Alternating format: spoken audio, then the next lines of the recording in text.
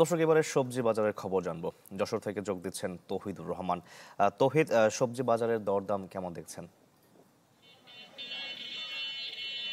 শাকিল, আমি দাঁড়িয়ে আছি যশোর বড় বাজার। ইটকাট পাথরের শহরে এই বাজার আসলে সকালবেলায় একখণ্ড সবুজের আসর বসে, অর্থাৎ সবুজে পরিণত হয়। এটার বড় কারণ হলো গ্রাম অঞ্চল থেকে যে সতেজ সবজি আছে সেটা এই পর্যন্ত ভরে যায়, কিন্তু আপনি দেখছেন যে পেছনে সেইভাবে সবজির কোনো সমারোহ নেই।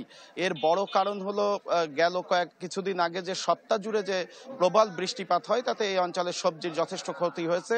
কৃষি বিভাগের হিসাব অনুযায়ী যশোর জেলায় বর্তমানে গ্রীষ্মকালীন যে সবজি সেটা 13,000 হেক্টরেরও বেশি জমিতে চাষ হয়েছে, যার মধ্যে 700 হেক্টর উপরের জমি সবজি ক্ষতিগ্রস্ত হয়েছে। কিন্তু কৃষকরা বলছেন আরো ক্ষতির পরিমাণ আরো বেশি, এবং তার বাস্তব চিত্র এখানেও কিন্তু আমরা দেখছি।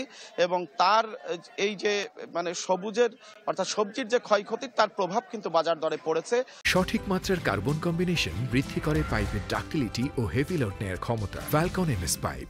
অর্থাৎ গত বৃষ্টির আগে, গত যে টানা বৃষ্টি, এই বৃষ্টির আগে যে সবজির দর ছিল সেটা কিন্তু এক লাফে দ্বিগুণও দাঁড়িয়ে গেছে কোনো কোনো পণ্যের। যেমন আমি যদি মরিচের কথা বলি, মরিচ বিক্রি হয়েছে ওই গেল বৃষ্টির আগে 80 টাকা কেজি দরে, যেটা আজকে 160 টাকা কেজি দরেও বিক্রি হচ্ছে। 160 টাকা কেজি দরে বিক্রি হচ্ছে টমেটো, যেটা বৃষ্টির আগে প্রায় অর্ধেকের কাছাকাছি দাম ছিল। দাম বেড়েছে বেগুন, ঢাড়স, বরবটি, প্রত্যেকটা পণ্যই বিক্রি হচ্ছে 120 টাকা, যেটা আসলে বৃষ্টির আগে আরো অনেক কম ছিল, প্রায় অর্ধেকের কাছাকাছি ছিল।